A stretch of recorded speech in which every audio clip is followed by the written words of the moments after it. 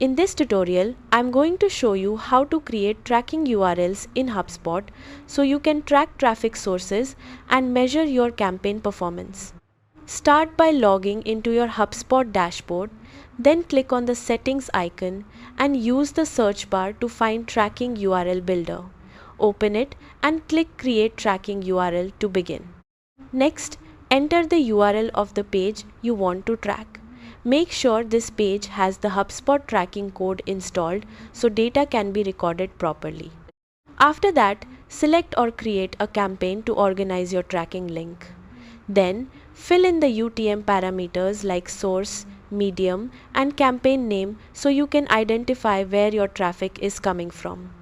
You can also add optional fields like term for keywords or content to differentiate between multiple links in the same campaign.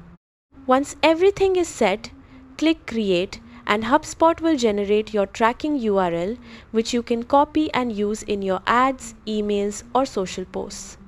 And that's it. You've successfully created a tracking URL in HubSpot to monitor your campaigns and make better marketing decisions.